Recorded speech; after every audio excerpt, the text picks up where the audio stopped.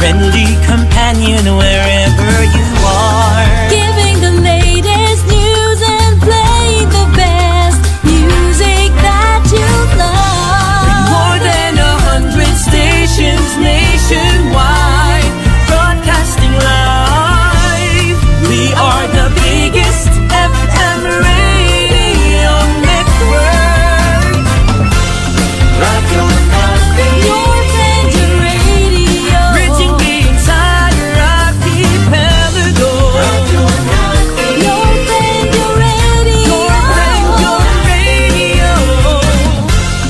Radio Natin, Your friendly radio. reaching the entire archipelago. Radio Natin, Your friendly radio. your radio. Radio Natin. Sa Mayo 12, 2025, sino ang pipiliin mo? Sino ang iyong iboboto? Gusto mo bang malaman? Kilalanin ang ating mga kandidato. Tanoy ka! Tanoy ka! Gusto mo bang malaman? Lunes hanggang Sabado sa Radyo Natin FM Naga. Tanoy ka!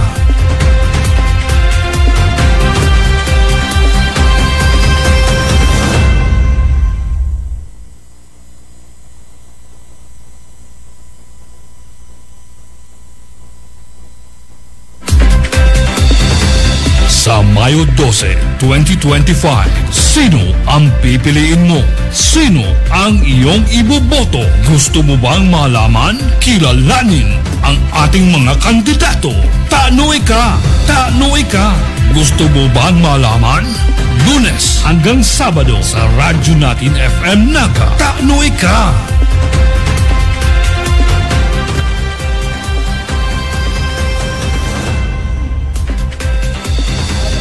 Sa Mayo 12, 2025, sino? Sa inyong lahat. Alright. Ayan.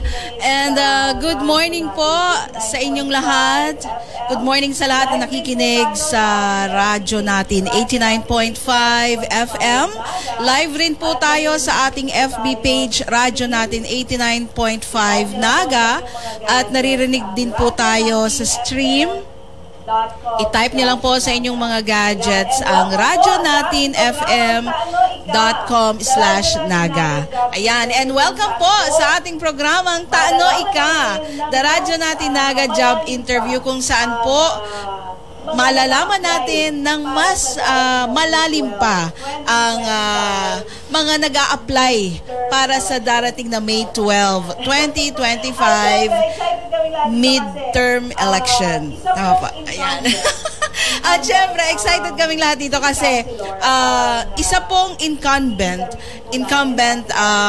city councilor ang i-interviewin po natin, ang aplikante natin ngayon.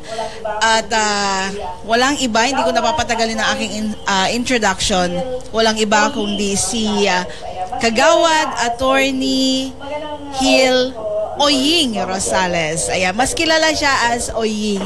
Magandang morning po. Good morning, Mama Jana and sa Gabos na nagdadamo. Good morning po, sa Gabos. Ayan. Kagawad, ito po ay, if ever po na ma-hire ka Giraray sa May 12, ito po ang iyong last term. Tama po, ano? Apo. And according po sa iyong resume, ikaw po ay nag-serve as city councilor, or hindi, as yung career mo po sa public service. Nasa Kahubenan. Ano po? Bakit po Barangay Kagawad agad ang pinili mo? Hindi ka po lumaban as SK chairperson? Okay. Back in 2013, the SK elections was suspended. So wala SK for so long a time, like around 2013 to 2018. And ang 2013 po, kakagraduate ko na kayo in college. And nagkataon, barangay elections were coming up. So sabi ko, daw ako public service. Well, ano man, okay man. Although, nag-una kong no experience at all in government. Tapos, makita ko masyadong araw. Pero it really gave me a lot of experience. ko sa barangay. Siyempre, ang barangay kaya nasa front line. Grassroots yan ka sa yung government. So, maging si naging immersion ko for about 6 years in the barangay sa Pilipinas. And, Kagawad, natapos mo yung term? 3 years or 6 years ka po? 2 terms. 2 terms. Kaya lang second term ko, I had to stop in my tenure because na-elege na ako sa city. Ayun. So, ganun kabilis yung public service mo at a very young age nag-start ka. So, dire-diretso na from the barangay hanggang sa city. Ako. Pero, Kagawad Uying, ang gusto po namin malaman ngayon, sino po ba talaga si Kagawad Uying Rosales as a common person? Ako. As a common person, first of all, si Uying is a loving husband. Tapos, father of 2. So, I have a 5-year-old son, tapos isang maliit. Kumbaga, that's one of the priorities sa ngayon. Ako naniniwala naman na for anyone, the best contribution you can make to the community is to raise your kids well and take care of your family. That's one of the best contributions. So, talagang family man. Ah, naman. Si Kagawad. Ang gusto ko yun, loving husband. Di ba? Ang galing. Di ba Siyempre, talaga? baka nanonood si Mrs. Ayan, batiin mo muna. Batiin mo muna, Kagawad. Okay na. Di ba, since Women's Month naman ngayon, Naman. and na-mention mo na loving husband ka. Sa ganitong klaseng work mo po, kasi talagang, kumbaga, wala kang, bukod sa working hours mo sa City Hall, talagang may time na kahit beyond working hours, kailangan yung presensya mo. So, paano po yung sa ganitong paraan, paano mo pa na-empower yung asawa mo? Like, you mean yung time na binibigay Oo, ko sa oo. family? Paano?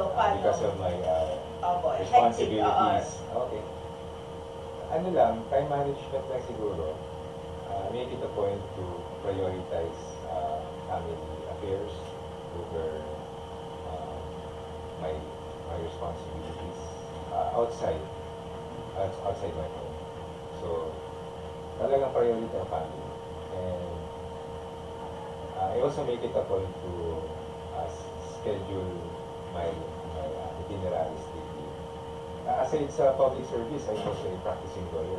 Kaya mahirap talaga mag-balance ng schedule. Ay mag-balance ng responsibilities na walang schedule.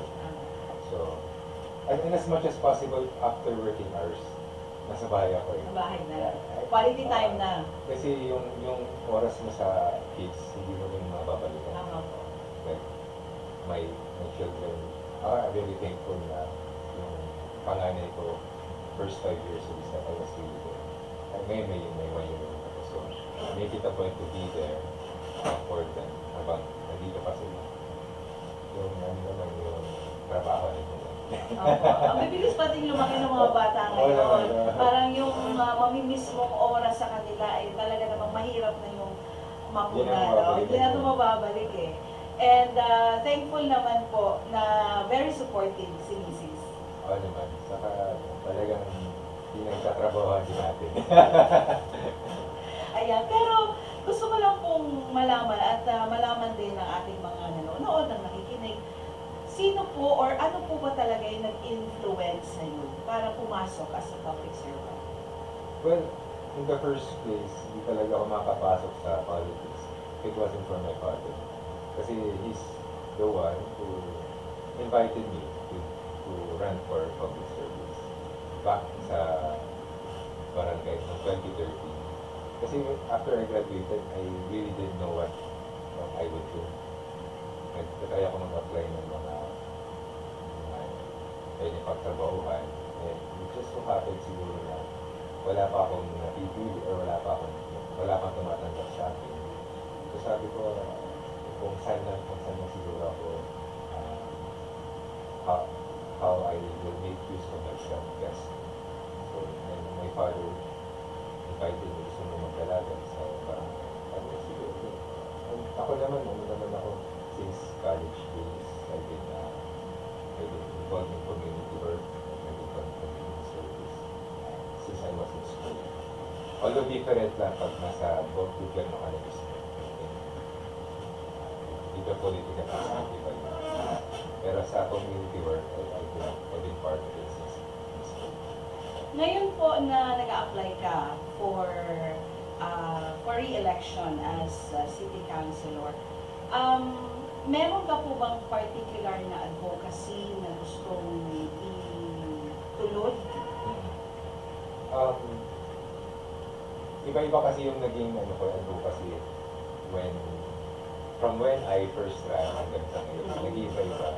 Like, pero one thing consistent is naging advocate talaga ako for youth development sa ating city. Being the youngest member of our team sa Team Naga, ang nag-aabot ng Naga, we make it a point that the youth sector is represented. And sa tingin ko naman, in the past two elections na I represented the youth sector, hindi ko naman binigo yung mga kabataan. Especially because just very recently, we've already passed the ordinance which will effectively implement the SK Reform Act sa city. Especially pag-abot sa budget allocation. Kasi sa SK Reform Act, there's a provision there that at least 1% of the city's budget should be for youth development purposes. And for so long a time, there has been no policy on that with this city. Just last November, we passed that ordinance. I was the principal sponsor along with our state delegation.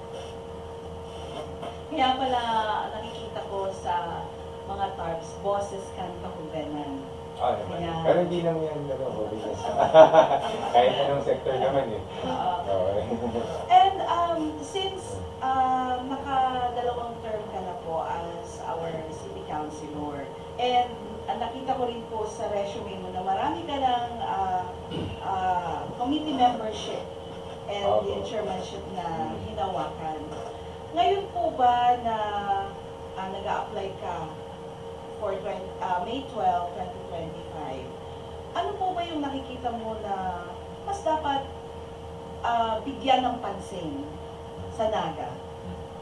Like yung top concern or yung law na or ordinance po na pwede mong i-push? Yes. Actually, sinagot ko na yun, ma'am, in the question that was given to us. Sa selection process na ginawa ng team, way back last year, ano yung mga biggest issues or concerns nila? And ang sagot ko talaga ito, we need better planning dito sa city government. Especially pagdating sa paggastos ka, pondo sa project city. Ang sabi ko kaya, kahit itong mga kultur na plano dito sa city, it's all what is urgent, yung pagkapatrabaho, pero hindi nahihiling the long run, ano talaga is importante para sa city government. Reflective po yan sa mga investment programs na igawa ang city government. Just look at it. And may mga detalye yan, halos gabos, it's all lump sum amounts. And may nga kitang tultol na PPMP. Ang PPMP will be the basis of what the city government will spend.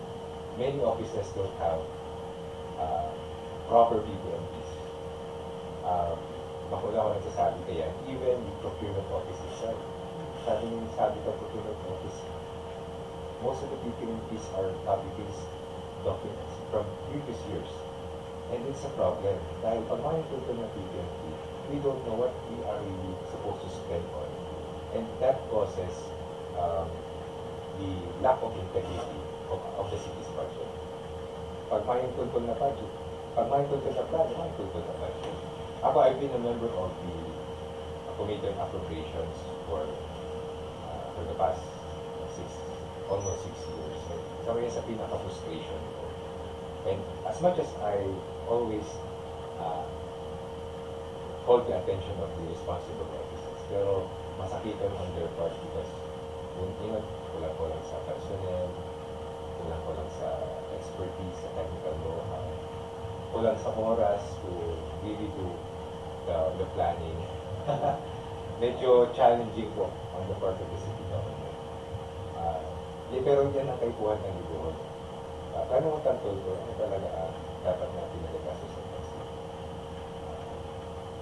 Like, they ka natatawa ng importansya ng mga programa kang Metro Quezon.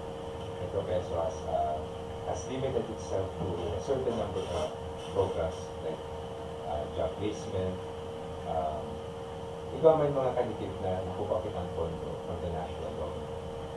Pero yan nga niya si iniputan. Empower ka si Manpower Skills Training Center. Mas pinakarita sa opisina to the appropriate ordinance. They localize the job start program to another ordinance para mas mapakusog na pangalo. Pero ang problema mo kami ito peso mo niya, kulang sa tao. Like many of the divisions of Metro Quezon, lack personnel, may tao na nag-handle ng mga programs. So, challenge na lang yung challenge for us. Yan kaya si mga committee ko, nasa Manpower ako, nasa Revenue, nasa Environment and Energy ako. So, going back to the question, ano si mga nangyayin kulang, planning, and one thing that the Sangguniang has to do more is to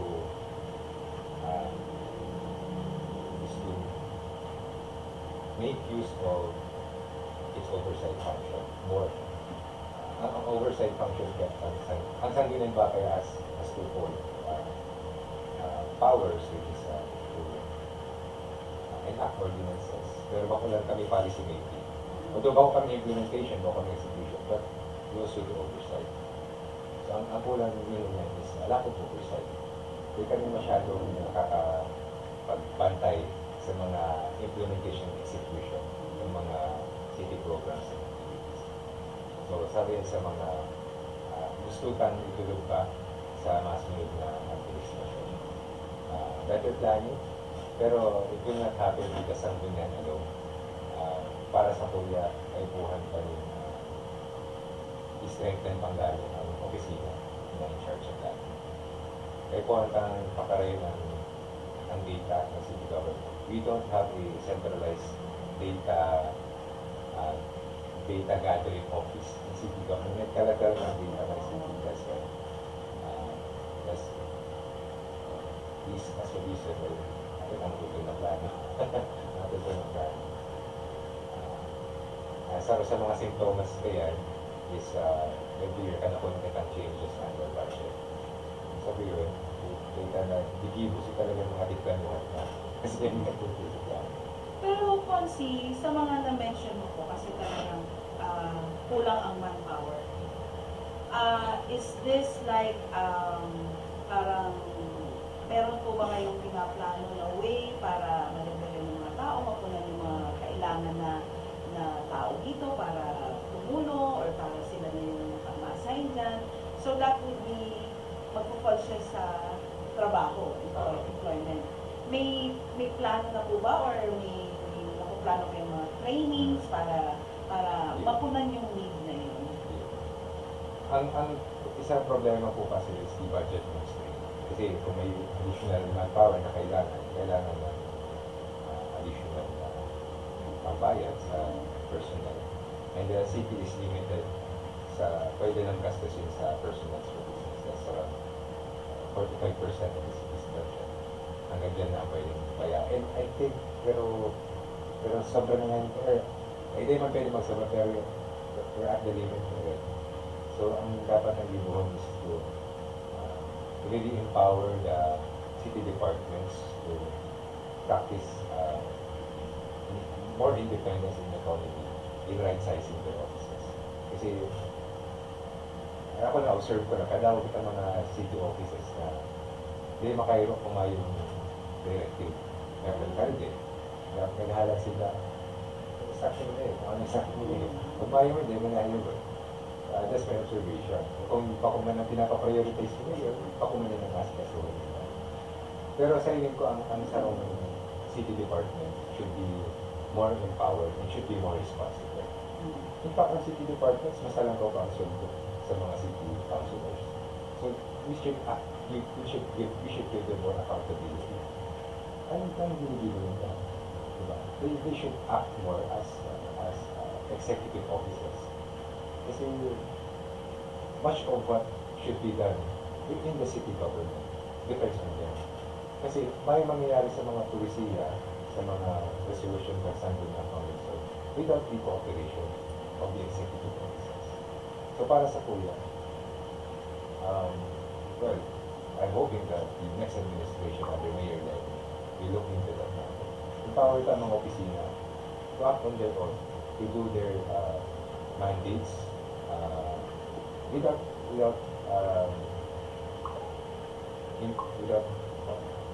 Kailangan bang pitigil? yung mga imprimatur pa sa taas. Kasi yun na yun, responsibility nila. That's part of your responsibilities, diba? Pag nag-iit ngayon kaya, we're going around the city and going around communities. Kada ako mga concerns sa housing, kada ko ng problema sa housing, kada ko ng problema sa solid waste, kada ko ng problema sa simpleng ano na lang, mga ilog na nakaburutas. So, pati mga barangays are also very dependent sa city government.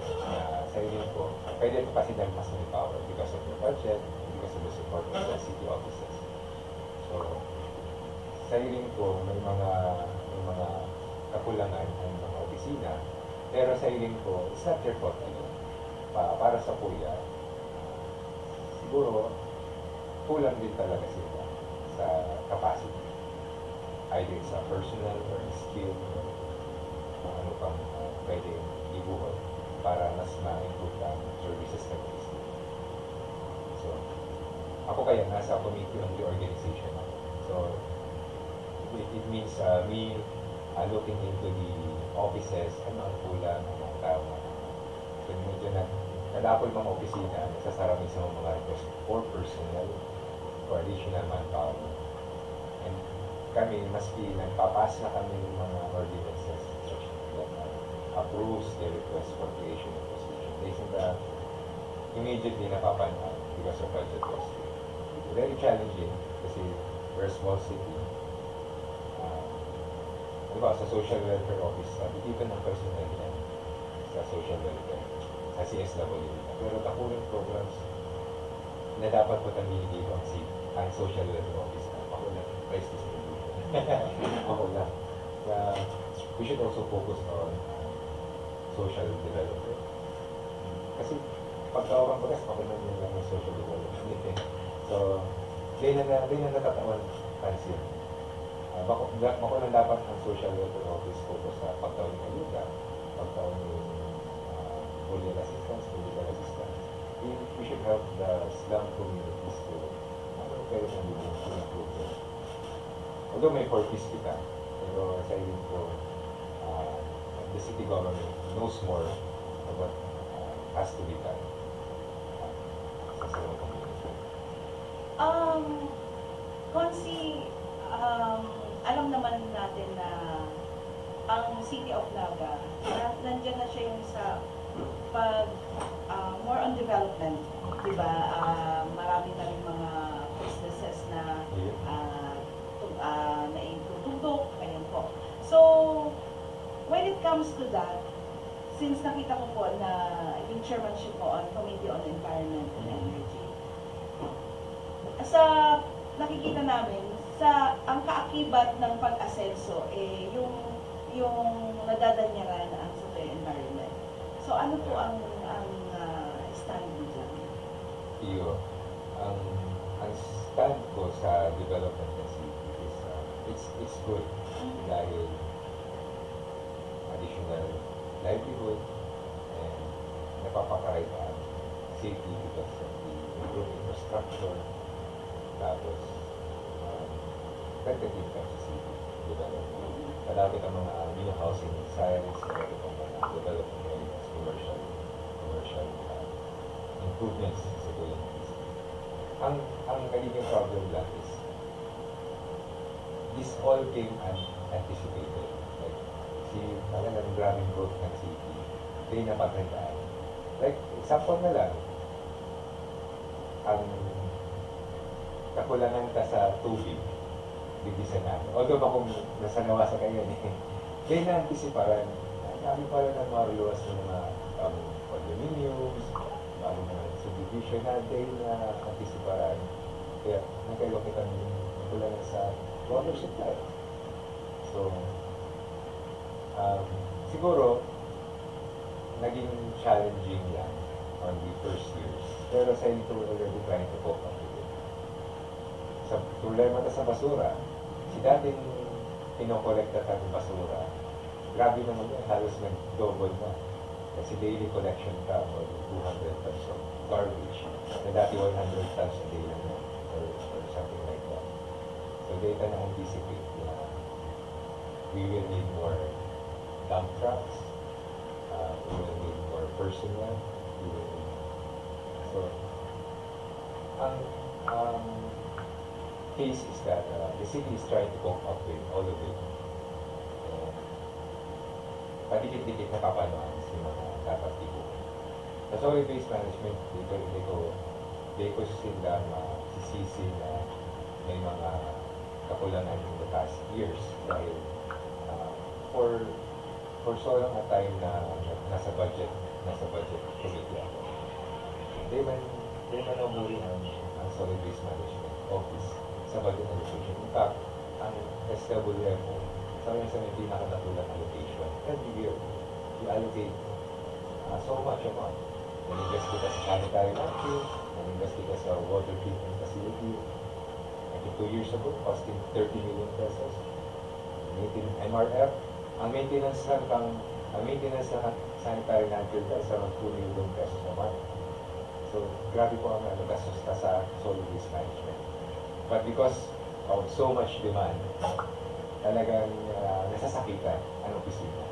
Sa personnel, may problema kita sa basura dahil mapapanon na. Mapapanon na ang sa tuloy sanitary landfill. Kaya po ang seryoso ito waste treatment, waste to energy facility. May mga kauling na kita. Nagtuman kami sa Iloilo to see how we will implement. Just last week, nagtuman kami na mamyan. Kasi sa naiintindihan nyo na talaga dapat i-prioritize. Sa Iloilo, although mayroon pa yung waste to energy facility, but it's bound to be developed in the next 2 years. Diba sa Iloilo? Konsi, speaking of basura po, kasi siguro marami din pong nakaka-feedback na hindi ganun ka-strict yung segregation ng mga basura. So, paano po ba natin yan talagang mapa-implement na talagang mag-segregate ang basura? And then, paano po natin ipapaalam sa mga tao na merong ano po ba yung ginagawa pag nag-separate na yung mga basura? Meron po ba tayong saan ba nare-recycle or paano po ang nangyayari? Pagkabot sa segregation, aside po, yung makakatabang na maray sa barangay. Ang one good example is that sa barangay Concepcion Pequeña, back when punong barangay pa si Wiwin Bagos. Hindi ko alam yan kung stricto pa, pero si Wiwin ang kapitan dyan, very strict sa waste segregation. At so hindi talaga tukuha ang basura pag may segregation. Ang naging challenge ng kaya is many of our barangays are dependent sa city pagdating sa waste collection. Pero actually sa mandates sa solid waste management act, ang waste segregation is barangay mandate yan. Although pwede magtabangan yun. Pero ang applicant niya kayo is, has been very independent about sa waste collection. Kasi dili yung garbage truck, they nag-asa sa city government mag-collecta yung basura. Ang nagiging challenge na sa luwas kang kitim niya. At least as far as I know, is they stick to sa ibang barangay. Dahil ang mga enforcement units sa city, hindi naman inaarabot lubos. Dahil ang na-stick doon sa mga big establishments. Pero ang pinaka may problema kita sa waste segregation is the common household. Hindi nagkusunod. Ang na-stick doon ang mga restaurants, mga establishments, commercial businesses. Ang naging problema ta mga harong. And ang problema naman pag mga harong ang day compliant, kaya ka nasasabog sa ating lubos. So we need a barangay store. Para ka itong hindi nangyari sa constitution. Kasi ang mga yaon sa garbage collectors na, dahil na din inaarabot na pagparasa. Kasi gasakat na ng gabos na gabos na basura. Pero sa iling ko, napapanood naman yung kag-city, na pag-abot ka sa sanitary landfill, tulungan ang mga waste segregators. So, na-segregate na ng waste. Si compostable, pwedeng i-recycle, si residual waste, pwedeng i-masanitary. Pero silang barangay kaya, hindi na-isip na, pero na din na-araw. Pero sa mga sabi ko sa during our meetings, kasi as a member of the Solid Waste Management Board, is to mag-augment kita ng infrastructure sa solid waste management. Pero may solusyon na kita ngayon, kaya mo niyan. Because just last month, na ipasar tayo itong ordinansa that instituted an engagement between the city and the barangay pagkabot sa solid waste management. Imbis na city gabos ang ma-handle kang programa sa solid waste management, ma-assign ng mga volunteers ang mga barangay to help the city in its efforts sa waste segregation, sa clean-up, and the city will give honorarium of 3,000 pesos every month for these volunteers. So, haluin na po yung nahagad ng mga barangay. And ganyan po na naipasaka sa ordinance. I was this principal of the ordinance along with mga katuwang sa barangay, si Asol Canito, si Bilal Castillo. So, it was an achievement, it was an accomplishment for the waste segregation sector. Dahil dati kaya man sila nakuha sa city. Mga barangay volunteers and many are getting counterpart incentives sa city.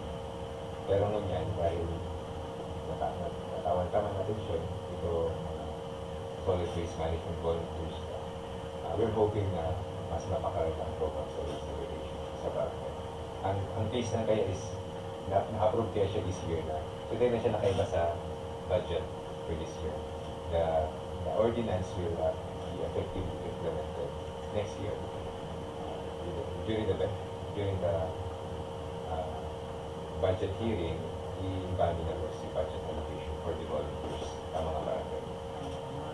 So, meron tayong i-anticipate na talagang changes na mangyayari.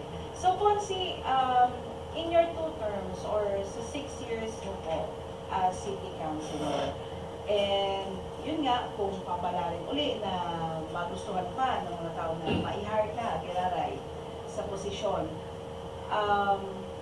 ano po, since this is gonna be your last term na rin po, diba? Ano po ba in 3 years time, ano pa po ba ang nakikita mo na yun na yung masasabi mo, this is gonna be my legacy, ito yung iiwan ko, ito yung maipagmamalit ko, talagang visible na nagawa ko for Naga. Okay. So, ang pinaplano ko kayong mga committee for next term. Although di pa mo kami nakalulay, pero depende kayo sa result ng election. Ako, I'm hoping na makuha ako ng Kiraray si Lawson Ordinances.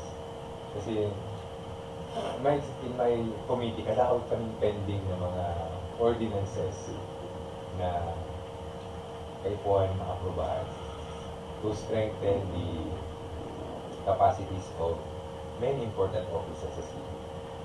pending itong ordinance for the strengthening of the planning and development office, pending itong ordinance itong reorganization concept law para ma-incorporate ka na finally ito yung pag-handle ka ng Citizens Charter at itong online websites ka kasi ang SEPICA nakafocus sa social media. So, gusto kang may streamline kabus na social na services ka kabus sa public information. Pending yan. Ang problema kaya sa committee ko, makulang ordinance sa public adalan. Tapos na ordinance ng pag-iriba, maagi sa committee ko for review as the chair of the committee of ordinances. That's why it's taking some time. Mamarag sa appropriations, malabot siya ng pending matter, request for appropriation, you can already dispose of it. Pero ang mga ordinance sa akin, kukonsulta pa yun. Nag-aadalan pa. So they basta-basta. We have pending ordinances to improve further. Lalo na ang bureaucracy ng city government na mas mapadali ang servisyo pag-abot sa common constituent. Saro pa, na-committee na gusto kong makapotan itong committee on land use. Sa rin po, may pwede kitang improve sa zoning policies sa city government. Siguro, it also has to do with the lack of personnel na may technical know-how pag-abot sa zoning policies. Kasi ang nag-handle ng zoning division ng planning officer is not even trained to handle it. Statistician ang ano niya statistician ang plantigan po sila, pero si designated. Pero nag-resign sila dati, may bago kita sa ibang kaya. So, ayun ko, pwede tayo improve, mas mapadalita ang proseso, ang requirements para mas mapakarita ang zoning policies na on land use development. Lalo na talaga ang magiging urban development sa city government. Tapos, ipaplano ko din po ano sa committee on rules and privileges sa city, sa Sangguniang Pangungsod for the purpose of really enforcing itong oversight functions as Sangguniang. Sailing ko as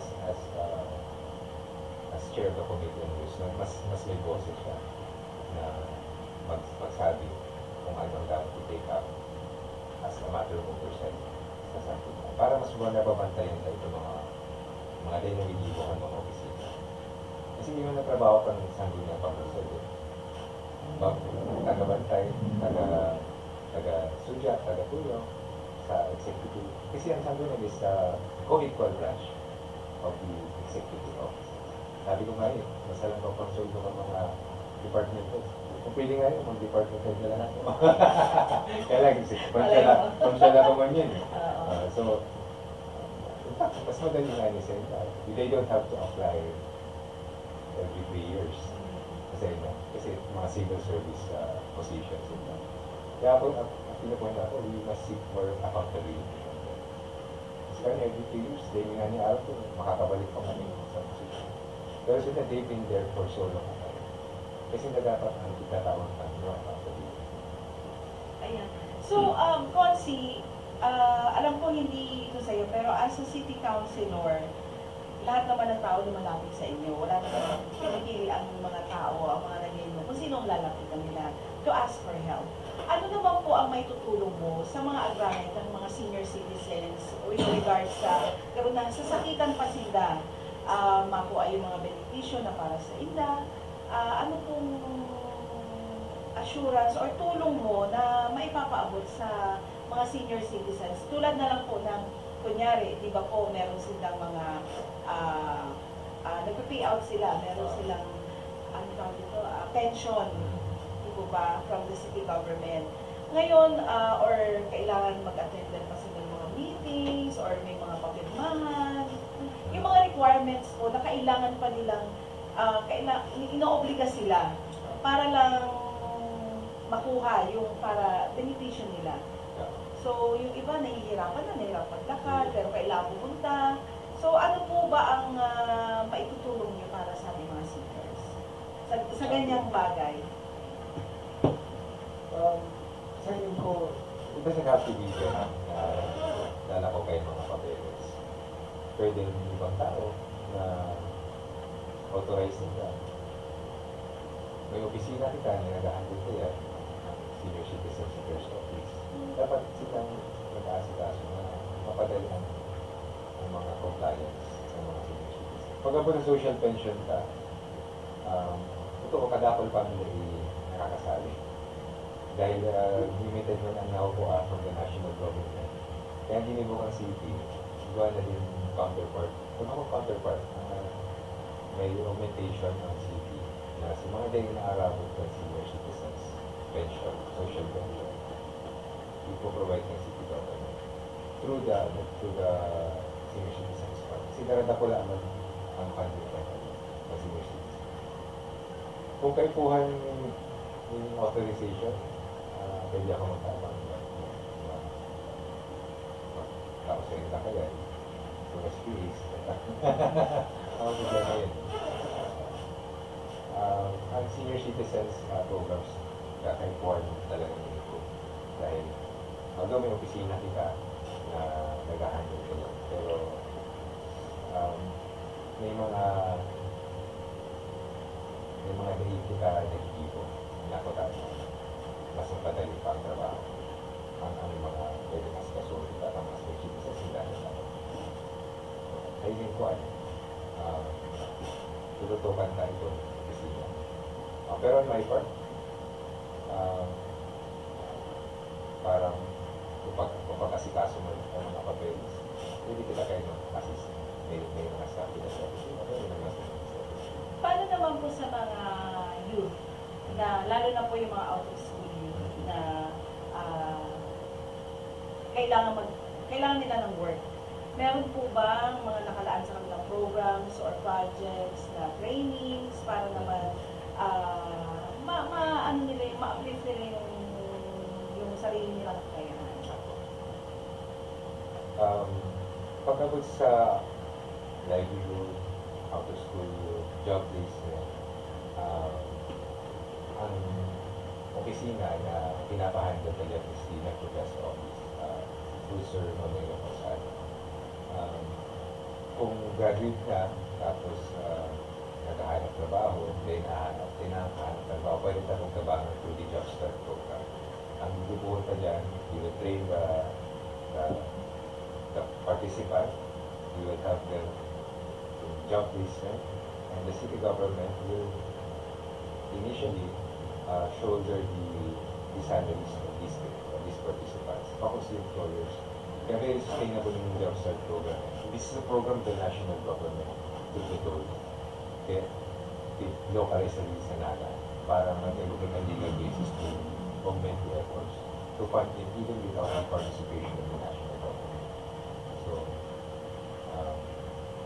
trabaho, pwede ka po yan. May opisina po na matutulungan. Training, out of school youth scholarship programs, may mga opisina po ito. Kung iba po man sa regular school, technical trainings, TechPOC education, we can provide that with a professor. Pero mga scholarships, excellent. So may mga opisina po ang City Hall na ma-assist po sa ito. Para sa So, Consi, alam ko marami pa tayong pwedeng pag-usapan, pero since limited yung time natin, before ko ibigay sa'yo yung last question namin, na talagang yun yung hihintay rin na marinig ng ating mga viewers, ng ating mga listeners. Pasalamatan muna natin ang SMCT Naga. Hello kay Ma'am Tina and kay Ma'am Ning. Thank you so much. Kami dito, Consini Water Supply. Thank you sa SMCT Naga para sa water supply namin. And then, yung mga nanonood po natin dyan, kamusta sa Team Alitap-Tap? Ayan po. Thank you sa pag-view and sa dalan po sa satuyang live program. Now, Consi, ayan na po. Ito na po ang Ito na. gusto nating malaman. Pero bago yan, Consi, magko-commercial break muna tayo. In just a few minutes, malalaman na natin ang sagot ni Consi Attorney Oying Rosales sa ating ultimate question. Magbabalik po ang ating programang Taano Ika na radyo natin na Job is Sino ang iyong iboboto?